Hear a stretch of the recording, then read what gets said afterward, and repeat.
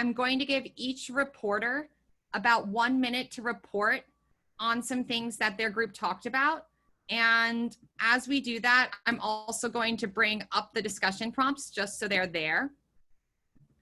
And so let's start with group 1, and let's hear from our reporter in group 1.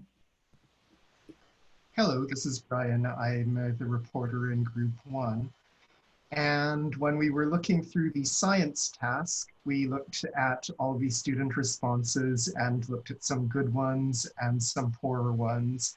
We noticed that the good ones talked about energy being traced and primary sources and secondary sources of energy going through the food web. But more generally, we noticed that good handwriting and grammar diagrams made it easy to see strengths.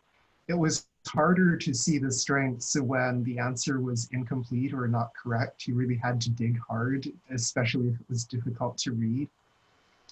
And then to name the strengths in students' contributions in our courses, we definitely liked the idea of using Jilk's sentence frame to start off, since that covers all of the bases, as it were.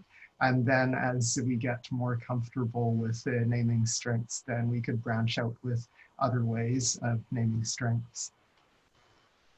Brian, thank you so much for reporting from group 1. And now group 2.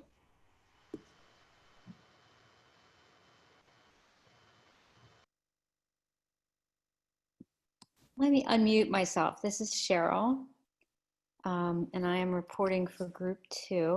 So we had the engineering task, and that was to write the steps in the engineering process. We were only able to look at, we took the student that I guess had the, the most room to grow, I think is how it was put. And, you know, we did note that the student was, you know, the student was able to write down a process. So that's a strength, you know, and all the ones we looked at, they were at least able to write a list of, that was a process, which was what the assignment was. What makes it easy, kind of similar, is complete sentences or, you know, any kind of detail they can give. Like the more the students wrote, the easier it is to notice strengths. But if it's just a few words, it's really challenging to note strengths.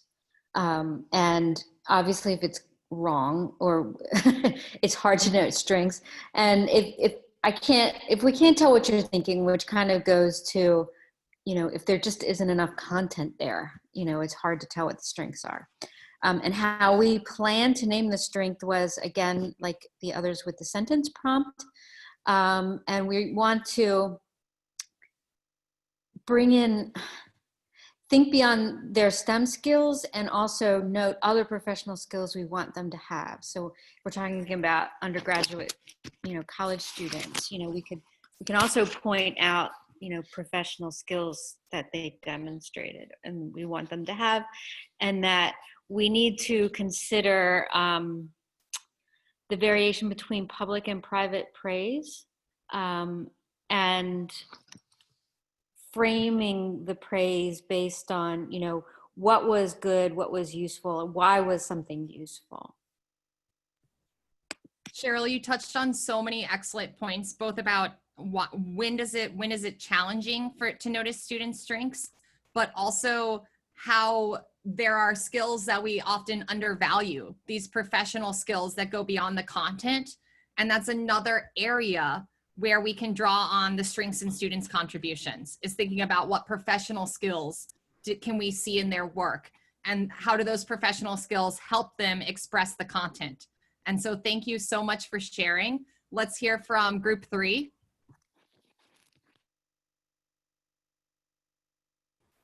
Hey, this is Ross Brooks from group 3, the math group. So we had a task where students needed to figure out how to put 12 bottles into a box efficiently. And we looked at the first set of student work done by Kat. And the strengths we noticed were that the student put dimensions on their box. And this student also thought to put dividers in the box to separate the bottles so they didn't rattle while these bottles were being shipped. We talked about how it's hard to notice student strengths when they don't quite follow directions. The task wanted students to create a box, or think about the bottom, all four sides, and then a top. And this student only sort of did like a top view, so you could sort of see what the sides were and maybe what the bottom was. But it was challenging to notice the strengths at first because they didn't really follow the instructions. And so we talked about how it's easier to note strengths when you see like a perfect example. As far as naming the strengths and students' contributions, we talked about when you have students come to the board and work problems in math, you can talk about their strengths there, and maybe also pass this along to students when you have group activities. Have students talk about their group members' strengths. As was mentioned earlier, it's a little bit easier to see those strengths when you can see the thought process in action. When you're just looking at a problem that's already been worked out, maybe it's a little harder to decipher what the student was thinking, but if you can see the student walk through the process, it's a little bit easier to see where they stand out in certain areas. And you touched on some really great points there, Ross. And I think for those of you that weren't in the math content area, that's a really interesting example because the student's work does have that room to grow, but Ross was also able to name so many strengths in terms of what the student had already done. So really using the student's work as a starting point to build and give that student an opportunity to revise and build on their current work rather than telling them, you know, you need to start over. And so you did a really nice job of framing that for us. It's more about how do we build from where the students are rather than insert our own thinking or our own way of doing the problem. So thank you for that. All right, our next group.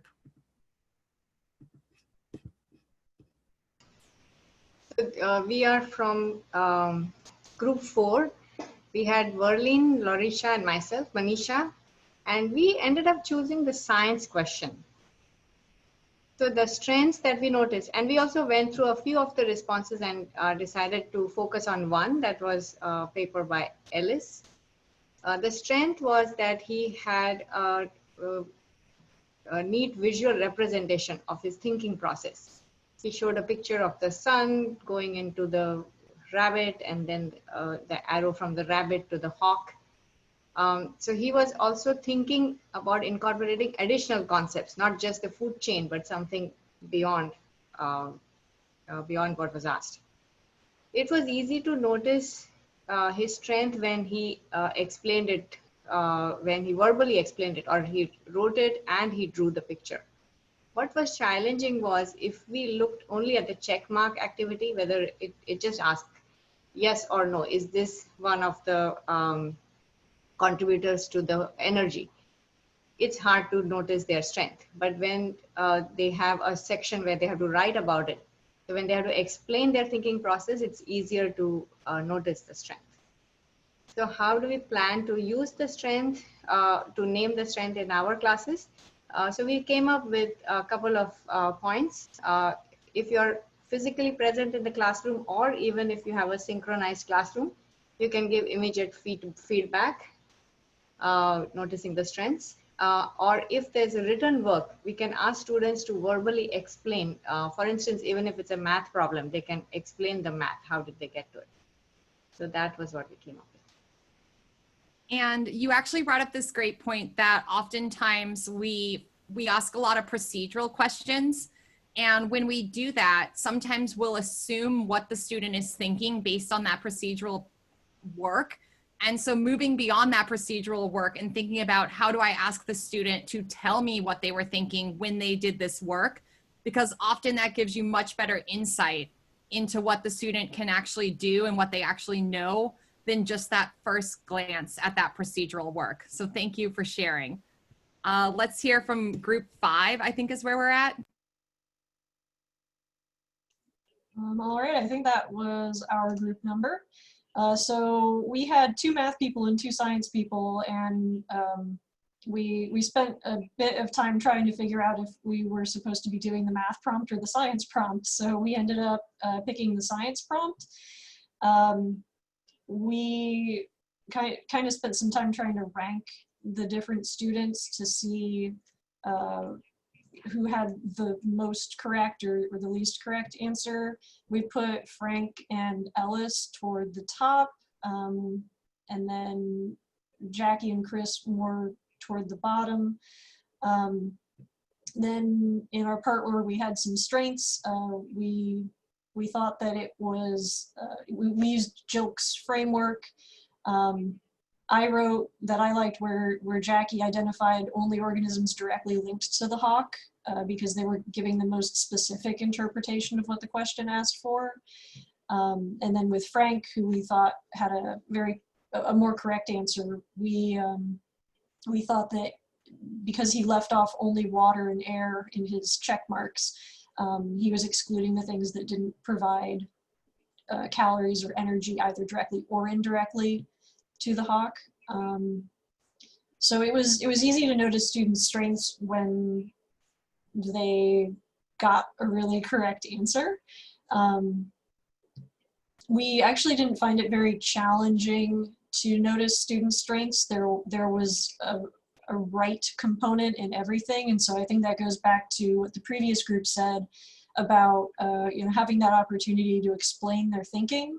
So some of them, we didn't think that they checked the right boxes, but then down in their explanation, it was clear that they understood the concept. And then how do we plan to name strengths and students' contributions in the courses? We didn't really identify with that SMART verbiage. It felt kind of, I don't know if in my career I've ever said like, oh, that student was really smart. So we more use phrasing like, oh, so-and-so's thinking was really good here because, et cetera, et cetera.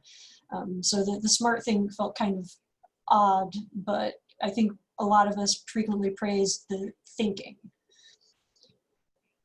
And Laura brings up a great point. The sentence frame is one way to do it. And there are many ways that we can notice the strengths in students' contributions. And that's why we also, when we talk about this, I always encourage my prospective teachers, I try and have them step back and say, are you really framing it in terms of what the student did or said, or are you framing it in terms of the student? And so that's what Laura was really touching on when she said, we're thinking about, okay, the student's thinking was really good here because. So the sentence frame is one way to do it, but I do all want to encourage you all that there are many correct ways to do this, as long as you're making sure you frame it in terms of their contributions and not them. And so I think Laura did a really nice job of talking about how her group did that. And so I encourage all of you to continue to think about how it will fit in the context of your classroom. And so that's something you should definitely be thinking about. All right, I think we're on to group 6.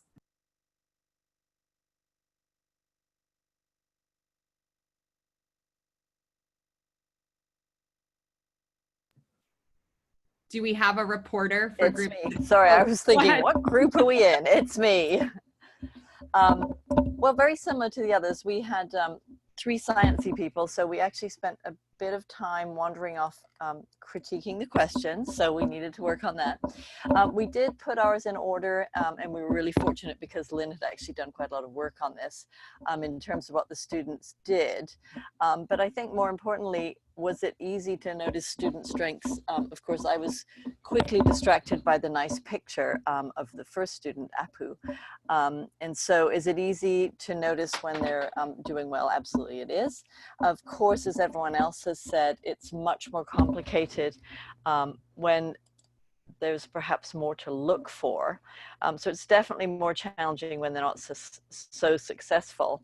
And we actually noticed there was one student who really got the large scale concept, we thought, from what they'd written, but they didn't really fulfill what was required on the worksheet. And so that's one of the places where you kind of note that, you might actually have not graded the student particularly well, but actually they seemed to get the concept. That was actually the student, Chris. And then there were some things that we noticed in ourselves. I'm really distracted by spelling errors, and so it makes it easier to write them off as not correct in their answers when in this case, they were pretty correct. We didn't do too much on how to use the sentence frame, but we did see that we were all looking at the big picture and seeing the students. I think it's because it was a, you know, more elementary or rudimentary exercise, and we do teach at a higher level, but we were very much seeing that some students were getting the big picture in the science that we'd like to see at the college level, but perhaps, you know, they might not have been graded high on this particular worksheet. And of course, as I said, we looked at the worksheet and saw direct and indirect energy and could have dissected it for the rest of the time. But anyway, it's a fun exercise. Thank you. Heidi, thank you so much for sharing. And I think it connects really nicely to some of what the groups that looked at the mathematics task were saying as well, is that this whole connection between the students' procedural work or checking those boxes versus their explanations. And where do the strengths lie in their work? Is it in the procedural work? Is it in what they drew? Is it in what they wrote?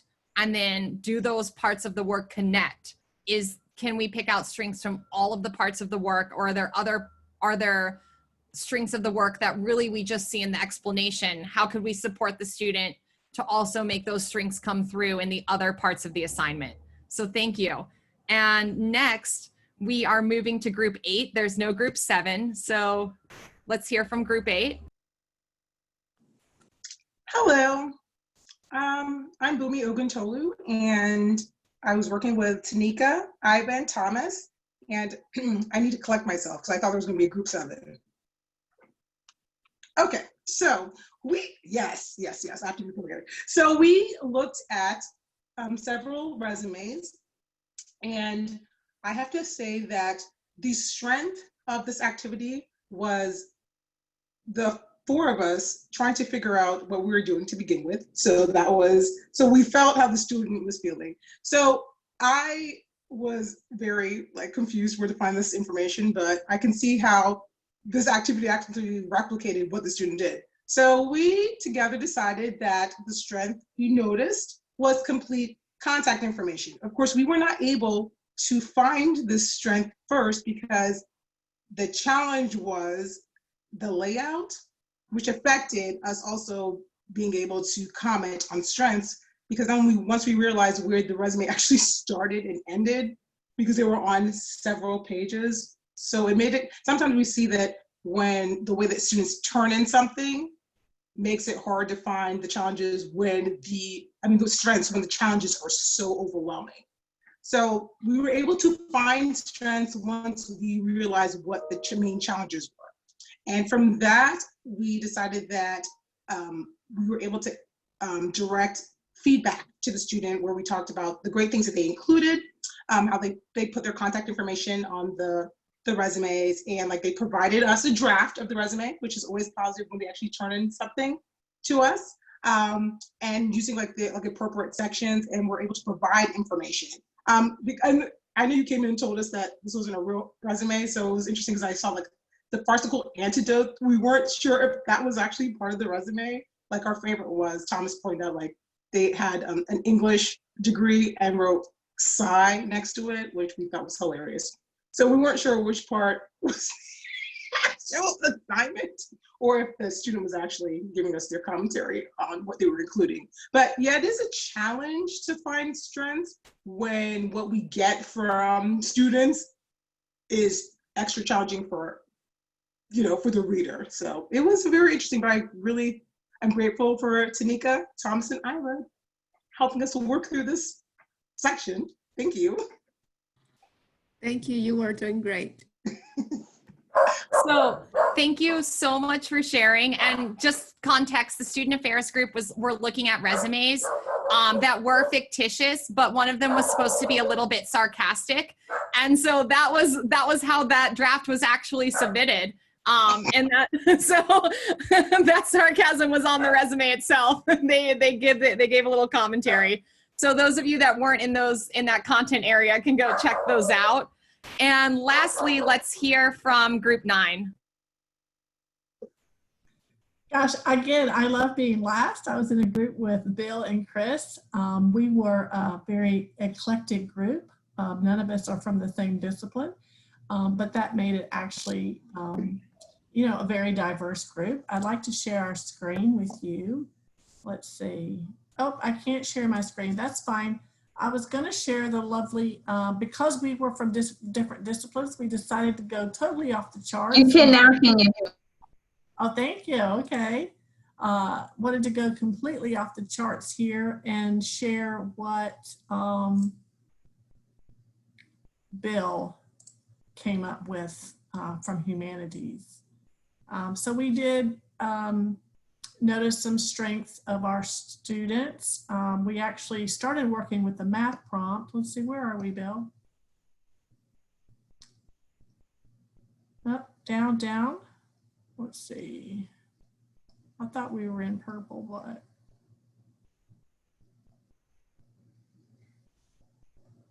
maybe We're getting bluish. I think we're kind of bluish, blue-gray, something like that. Is it? No. It's split across the page, maybe.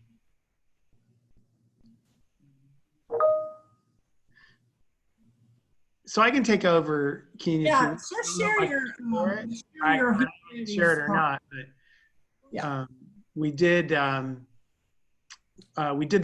math problem first, and some of the strengths that we noticed were using grid papers, considering multiple angles, and noting accurate measurements. We noticed it was easy to notice strengths when the responses were sort of neatly drawn, and a lot harder where the work was illegible. And I think a number of people have mentioned that before, whether it was problematic grammar or confusing writing, et cetera. It was the same thing when students were mapping out their responses to this math problem.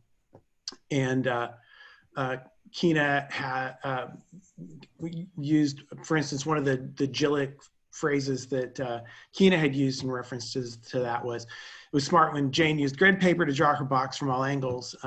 That was smart because it showed good spatial skills. And then I noted, I just thought about an assignment I'd given some of my humanities students a while before, and came up with a Gillick statement. It was smart when Carlos noticed the change in color among the three paintings of the springs, because he connected the changes to his overall analysis that the images suggested a negative progression of health in the springs. They were three large abstract paintings, but that student and some of the other students had developed this really interesting theory about it and started attaching different particularities that they noticed to this overall interpretation. Bill, thank you so much for sharing something that goes beyond our content. I really appreciate that. And thank you everybody who reported out on their group's findings. And you all actually really summarized the one thing I wanted to say before we break. And you all really, there we go. You all really did a nice job of sort of summarizing some of those noted challenges on naming students' strengths. And one of the challenges is it's often difficult to balance being concise and making this feedback statement publicly while still being specific and justifying the strengths in the student's contribution. So thinking about, how do I say it in a sentence? How do I say it in the moment while I'm teaching? So right now we had this affordance of practicing with student work samples. But now you have to think about, I'm moving into this decision-making, my classroom where I'm constantly making decisions as an instructor, and when should I be naming those strengths? And how can I do it in a way that's generative and user-friendly so that the students can quickly hear it, and then I can move on to my next thing. So that's one noted challenge. Another one that a lot of you brought up is that we often find ourselves either noticing the same strengths in students' contributions. So you'll have a particular student and you'll see that they display that same strength again and again, or you're noticing the same students again and again. So thinking about, how do I notice student strengths, the strengths in their contributions for all of my students, and not just a select group of my students. So that's another challenge. And then the third challenge is that sometimes we inadvertently insert messages about who has the power and authority to name strengths in students' contributions in the classroom. And I should have written down what group this was, but one group brought this up, that they saw this also as a way to give students an opportunity to talk about each other's strengths. And that's exactly the point of this third challenge. So often we think teachers are the only feedback instructors are the only people to give feedback in their classrooms, and that's not true. And so thinking about how can we set up our students to notice the strengths in each other's contributions and also talk about those strengths. And so that's a third challenge that our research has found. So thank you so much for letting me go back and redo parts of this activity since we didn't get to it last time. And now we are on our break. The timing's a little off, as always. I know with technology, it took a few minutes for people to find everything that they needed and share those screens. So we'll do a 9-minute break and come back at 3 p.m. So everybody, you have till 3 p.m. to do what you need to do, and then we'll return to the session.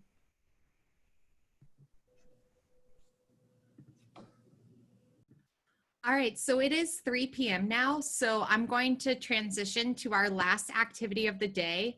And first, to prepare for that, we do have a Zoom poll. And so what we'll be talking about is teaching strategies for active learning and giving you all a chance to think about what do they look like and how do I use them in my classroom. And to get us ready, I'm asking you to complete the following Zoom poll, because I'm sure some of you have seen and used these strategies in your classroom. And if you don't know what these strategies are, that's okay. I'm going to talk about that as well. So think about, have you ever used Think, Pair, Share, peer instruction, free recall, which I've also seen called brain dumps, and low stakes assessments, which I described as ungraded assessments to help students see what they know. And I'll give everybody another minute or so to complete that poll.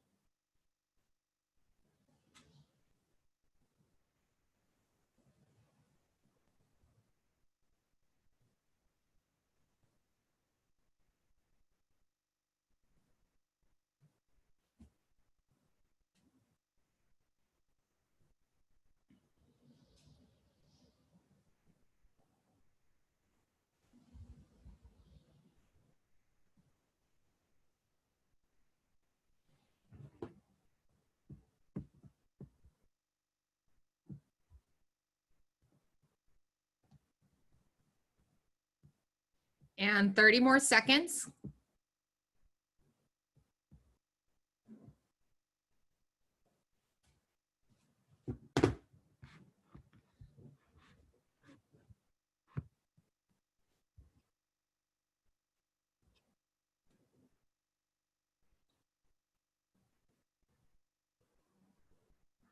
All right, it looks like most people have had the opportunity to vote. And so one thing I'll say is that it looks like a lot of you are already using these strategies in your classroom. And it looks like some of us, the one that people are least familiar with are free recall or brain dumps. So that's great. That's one of my favorites.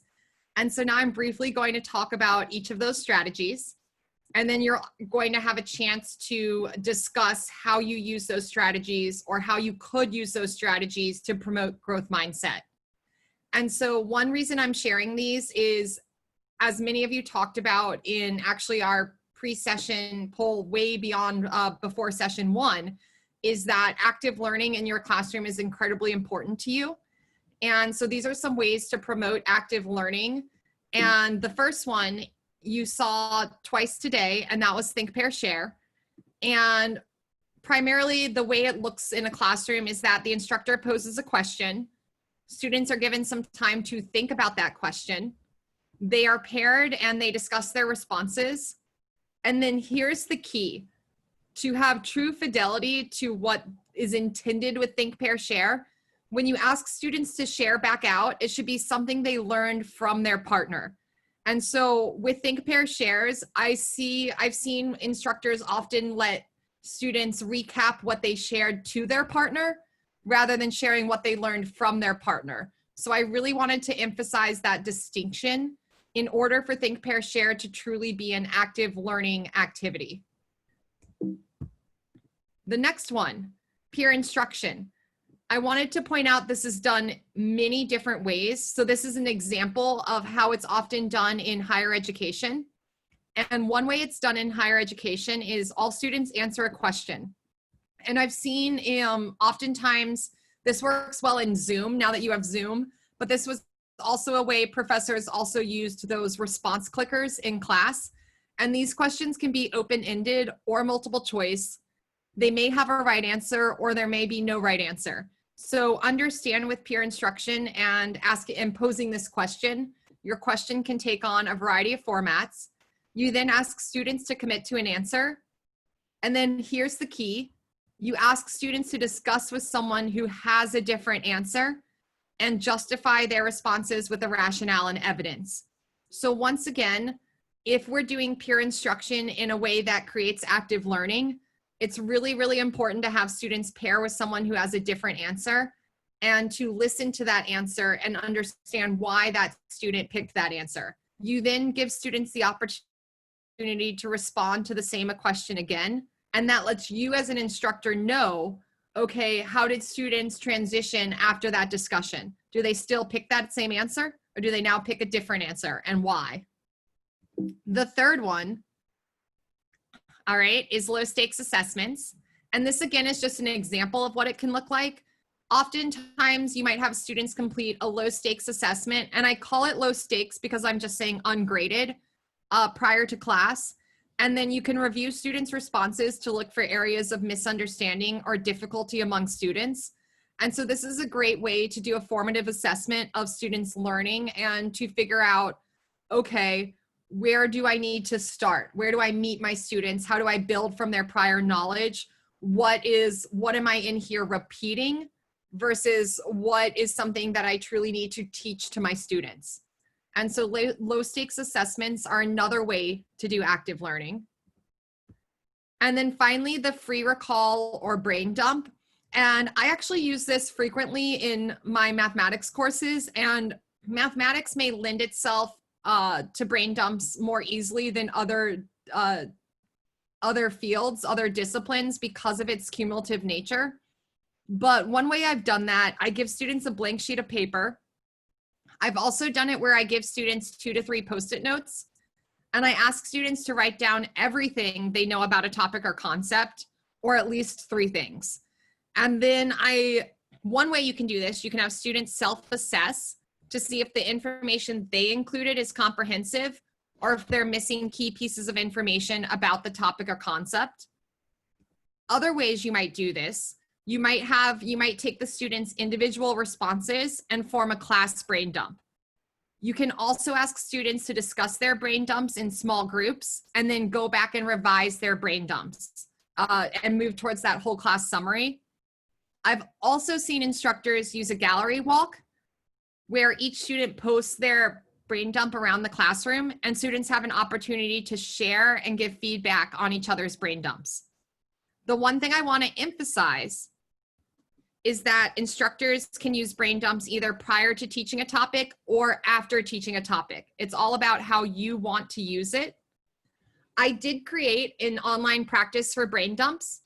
I'm going to make it a pre-session activity for session 3 because we do have about 20 minutes left in today's session. I will say this, I have a prospective teacher and she was teaching quadratics at the college algebra level. And the topic of quadratics in math is covered in Algebra 1. It's loosely covered in geometry. It's covered in Algebra 2. It often comes up again in college algebra courses. And so she went in and had the students do this brain dump, and she came back and she said, oh, they already have really strong ideas about everything I'm going to teach them. And so sometimes you just have to try it out and see what your students are already bringing into the classroom. But it was a really transformative moment for her because she saw all of a sudden, oh, I was totally disregarding this amazing prior knowledge they already had on the topic. And while each individual student didn't know everything they needed to know about quadratics, across the class, they touched on almost every topic, and they were able to do so with multiple representations. So this idea of free recall or brain dumps is a great opportunity to activate learning in your students. Now, what we're going to do, we're going to take 10 minutes and you're going to be put into groups, and these are not based on content area. once again, we're going to use group roles, and these roles are very similar to what you saw in session 1. They are the facilitator, the recorder, the reporter, and the resource manager. This time around, if you're in the Google Classroom, you'll see that I actually created a space for every group to record their results in a table. And the discussion questions, the reason those blinks are there is that you're going to talk about it for each of those 4 strategies. So talking about how you've used Think, Pair, Share, or free recall, or peer instruction in your classroom. How could you use it? And then this is something I added based on your 3-2-1 exit tickets. What would it look like in a hybrid or online course? Because a lot of you are thinking about, how do I start doing these participation strategies and strategies for active learning in an online course or during a setting on Zoom? And then what are some of the challenges to using these strategies in terms of getting students to participate and making space for every student's voice? And so before we transition to those breakout rooms, let me just return to our Google Classroom.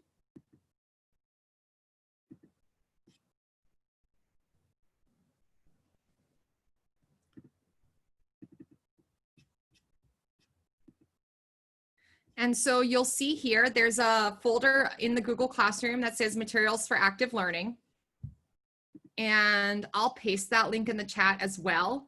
But every breakout room has a document, and you'll see there's space, 1, to talk about and choose your group roles. And it gives a little description on what these roles look like for this particular task.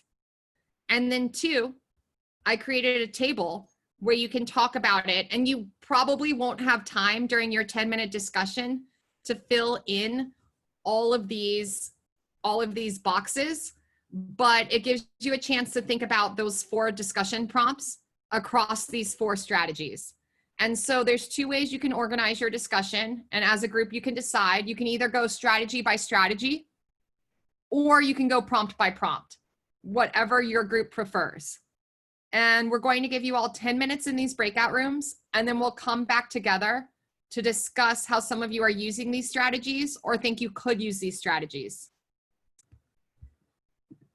Any questions before we move to these rooms?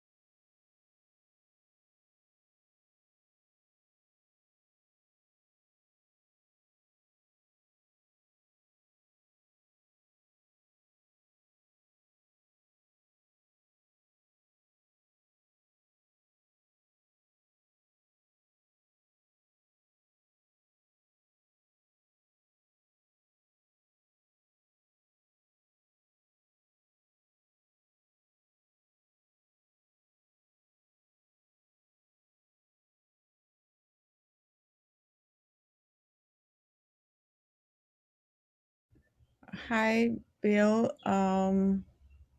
Your room number is 5. Did you not get the link to join in? Okay. All right, everybody's in there. Okay.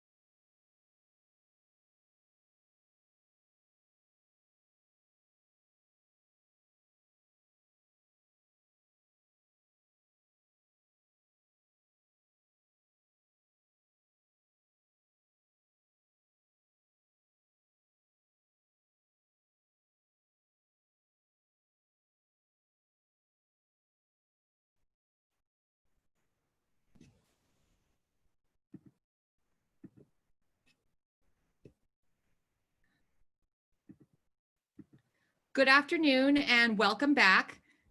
I think everybody is slowly returning from their breakout rooms. And what I want to do is spend about 5 minutes before we move to our exit ticket, giving you all an opportunity to discuss some of these active learning strategies, how you've used them, how you could use them, what they might look like online, or some of the challenges you faced. And because of this short time that we have left, I'm not going to go group by group, but if someone is willing to take the lead and share what their group talked about, a reporter from any of the groups would be great.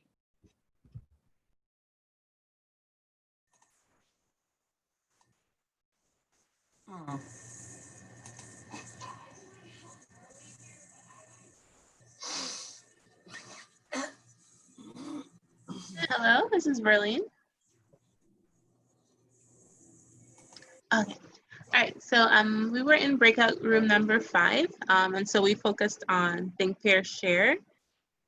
So in terms of how we have used it already, individuals used it particularly when they were in in-class instruction. They asked a question and then they got no response from the students as a whole. So they used the technique to break the class up into smaller units and then have the students share with one another and then report back to the rest of the class. They also used it when they found that some students were dominating the class conversation, and so that allowed more students to be able to participate. And it also increased the collegiality in the class. They found that the students were warmer toward one another. By the end of the semester, they were able to actually make more friends. And then we also could use it with our adult learners as well. We found that it would be maybe a little challenging to use it in the online environment, but through the use of breakout rooms, we could try to adapt the technique so that we could still have the idea of them thinking on their own, maybe pairing with a larger group and then sharing with the larger class unit as well. Verlene, thank you so much for sharing. You really touched on some great aspects of how Think, Pair, Share sort of breaks the ice and supports multiple students or new students to participate. So thank you so much. Can I hear from another reporter? Well, no one wanted to report in my group, but since I kind of talked about my example, I'll do it and everyone will be cheering that I'm actually reporting. So we did the low stakes assessment, and I hadn't actually clicked on the poll for that one because I didn't fully understand it, because for me, nothing is ungraded because students won't do diddly if they don't get a grade for it. But I do kind of use it even if it is graded. I do a you did it or you didn't do it because, and I do a mixed mode or hybrid class already. So what I do is for the videos, I make sure that I do a video guide, which is also their study guide, which is also going to have stuff on tests and all that stuff. But I have them answer those questions, and it's due before we meet for our lab. And then I look at it and I look to see if there's any questions that they have confused on or didn't have the right answer. And we talk through it at the beginning of class so that they are not confused on that strategy. So I kind of think that was one of the things we did. The challenging thing is being able to actually look at it before the class, because I literally have it due then at 11:59 p.m. the night before, and then I have class the next day. So I think the challenge for me is just being able to have time to look at it quickly. And Denise brings up this great point that with student buy-in, oftentimes if you don't start something at the beginning of the semester, and then you all of a sudden do this ungraded task mid-semester, you might not have the same buy-in as if you started as a norm from day one. So that's one thing that's a nice connection to our last piece of today, which will probably be next session, which is how do we set up these positive norms in our classroom? And one thing is you want to start it early. So you want to truly make it a norm by doing it in the beginning of the semester and not bringing it in as something new mid-semester. So that's a great point, because you do want students to put in effort on these ungraded assignments. And can we hear from one more person? One more reporter? Or a not reporter? Actually, our group had a lot of great ideas because I think I might have been the only humanities, but they were science and math. So it was all these great pieces of technology and apps that I'm hearing about that actually help facilitate these different levels. They were just so cool that I'm kind of jealous. Sorry, I'm kind of jealous. I figured out a way to use some of these things in English and film would be so great. What I actually got the most out of this was I wish there was more I'm in higher education, collaboration with the different disciplines, because there's so many cool, seriously, I'm so jealous. There's so many cool ideas that I think that we could implement in these kind of different types of styles, because I feel that the low stakes thing we always do, in the English, have little mini reading quizzes and things like that. I liked the, Risha talked about how she does a speed dating, math thing where they explain to each other and they do sort of oh, this is so cool. My students are going to hate me because I'm now going to implement that. But I just think, I think the disciplines should come together more because there's so many great ideas. But I have to say, the one point you talked about, implementing things early, actually, I found a way around if you want to implement things later in the semester, trust me. It's you tell them, you guys, we're doing this together, we're learning. And so I always introduce it to myself. I'm honest with the students. I'm going to introduce this new thing. It's low stakes. It's going to help us when to see if it works or not. So sometimes you have to get the buy-in by showing them we're working on this together. That's worked for me. You bring up a great point. It's all about student buy-in. And so if you get the student buy-in, and one way to do that is, of course, having that positive relationship with your students. And one way to do that is being your honest, authentic self. And that definitely helps when students know why you're doing something and why you're doing it now. And so I hear you, and I totally agree with that sentiment. I want to be respectful of time. I have 2 minutes. And so what I'm going to do now, what we'll do is we'll push the, I have 4 slides left, but I'll save those slides for next session. I'm going to make this reflective journal a pre-session activity for next time, because one thing I hear is that a lot of you are experts around some of these active learning strategies, and some of you want to learn more from your peers. And so this reflective journal will let you all share that out. And I really look forward to hearing about some of the things you all wrote about in the chats around these active learning strategies. The last thing I need you to do today is our exit ticket. And this exit ticket is a example of a reflection on learning. So these prompts are from Joe Bowler's book, Mathematical Mindsets, Unleashing Students' Potential Through Creative Math, Inspiring Messages, and Innovative Teaching. And so I ask each of you to take a few minutes, and the exit ticket is available through Google Classroom. I will also post it in the chat in just a minute. But basically, these prompts help students reflect on what they learned after a class. And you can see that these prompts can be used in any discipline. So what was the big idea we worked on? What did I learn? What good ideas did I have today? In what situations could I use the knowledge I learned?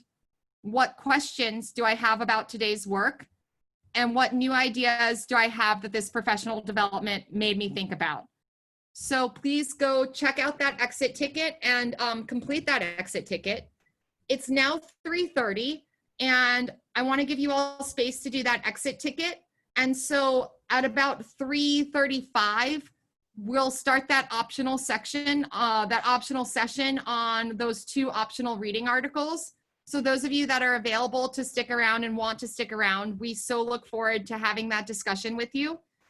And then, yes, I will share that link. I see that message. And then thank you all once again for a wonderful professional development session.